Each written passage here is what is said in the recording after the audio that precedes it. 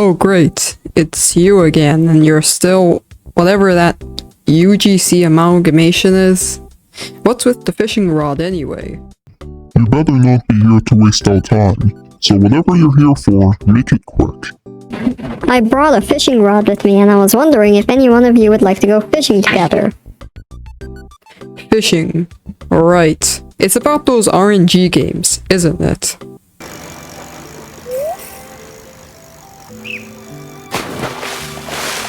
Fine. If it gets you to leave us alone, I'll do it. What? No way.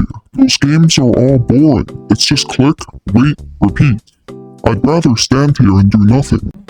Think about it this way. If we play, he'll stop bugging us. If we don't, he'll keep pestering us. What's it gonna be?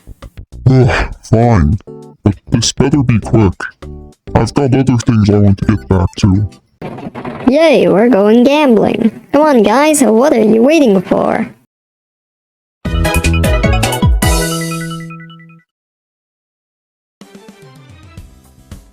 First up on the list is Fisch. Before we dive into things, let's go over some key points. First, what exactly counts as an RNG game? RNG games include a random number generator mechanic. This means when you interact with something like clicking a button, the result is randomized. Sometimes you'll get something great, and other times, not so much.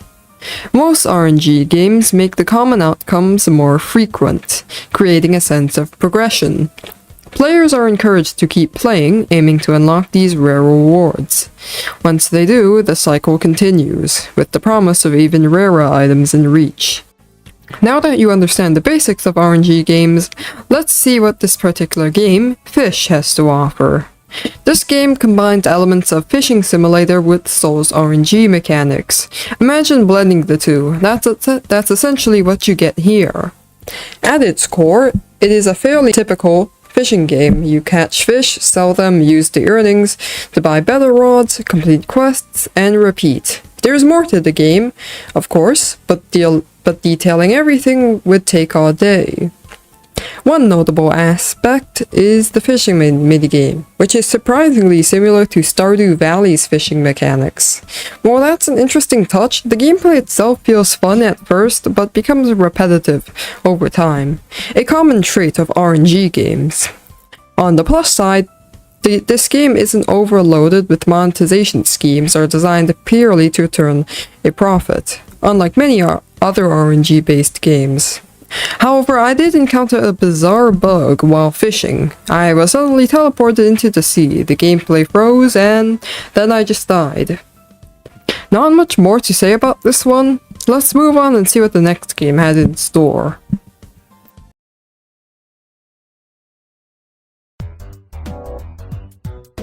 Oh great, here we go again with Sprunki. I already talked about Sprunki in a previous video, so I won't be explaining it again here. If you're curious what it is, just search for Sprunki or check out some videos about it. Now, let's focus on the game itself. This is a typical RNG game, but with Sprunki characters added to the mix. It incorporates elements of soulless RNG featuring mechanics like extra luck, auto rolls, faster rolls, you get the idea. My first unlocked character was Vineria, a common one with a 1 in 27 chance of appearing. I decided to explore the map next. It's a pretty basic setup for an RNG game, with not much to see, so I went back to rolling. My second roll got me Brud, another common character, but then on my third roll, something crazy happened. I unlocked Phase 2 Garnold, which the game classifies as a mythic character, with a 1 in 342 chance of getting it. It's not the best thing ever, but still a noteworthy pool. On the bright side, the Sprunki characters can create music, which adds a fun reason to collect them. However, if you're curious about their sounds, you can always check out Sprunki itself and hear the characters' music there. I'm not entirely sure if this game has its own exclusive Sprunki characters though. In the end, I'm not really sure what the hook is for this game. It feels like it's missing something to keep the players engaged. So let's move on and see what the next game has to offer.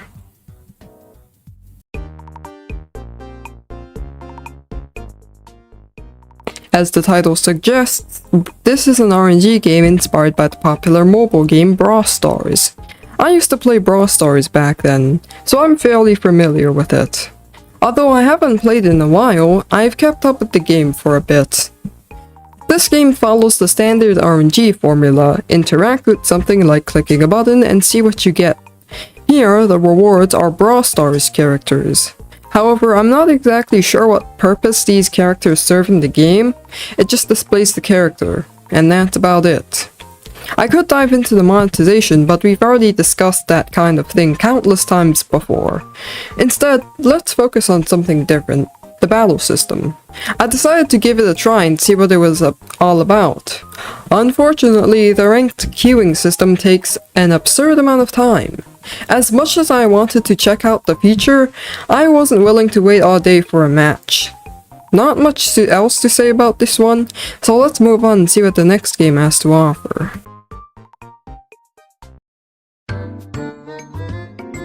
Next up on the list is Jumpscare RNG.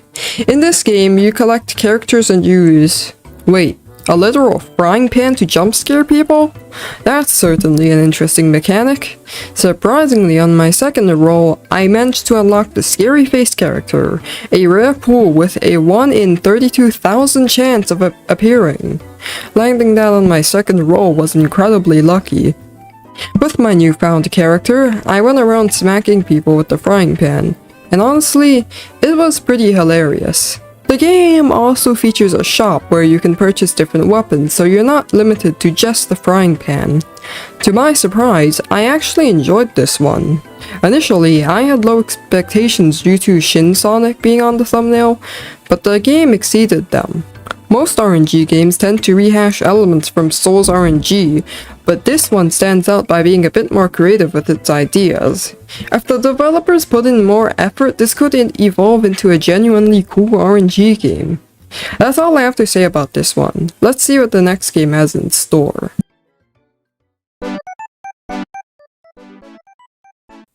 Up next is Football RNG.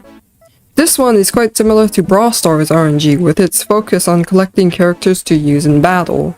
Naturally, I decided to roll some cards to see what I could use in combat. While there's obviously more to the game, my curiosity led me straight to the battle system. Oh great, the queuing system is broken, just like in Brawl Stars RNG. Wonderful. Although I'm still interested in what the battle system might be like, I'm not willing to spend all day waiting just to get into a match. On to the next game. Flying RNG takes a more creative approach compared to most RNG games. Instead of just staying idle and letting the game roll for you, you actually get to explore the map to collect dice and treasures. The dice are then used to roll for wings, which can range from really good to the more common bad wings. It's a fun way to keep players engaged. I tried joining a race to see how it worked, but my opponent had hypersonic speed while I was just stuck being painfully slow. Not shocking considering how I was a beginner racing against pros. It's a cool feature, but starting out feels like an uphill battle. After the race, I explored the map and tried rolling for better wings. My best pool was the Golden Dragon Wings, which has a 1 in 1,000 chance. Overall, it's a decent mix of exploration and collection, but I wouldn't say it's groundbreaking. Let's move on.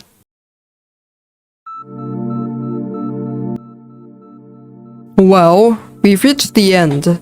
I could have gone further and talked more about RNG games, but let's be honest, a lot of them just rehash the same elements from Souls RNG. They might toss in 1 or 2 unique features, but that's usually about it.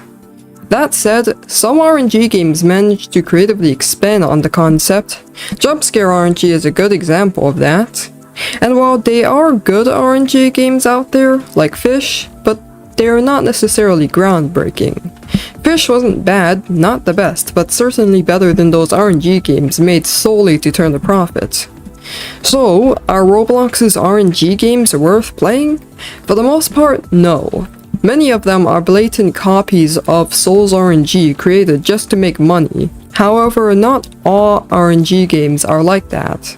As I mentioned earlier, there are a few good ones out there that might be enjoyable. a game like Fisch could be worth checking out if you're curious.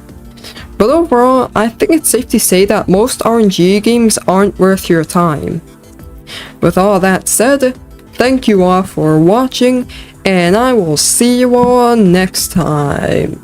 Hey, when will you make J-Toe Part 2? I'll think about it.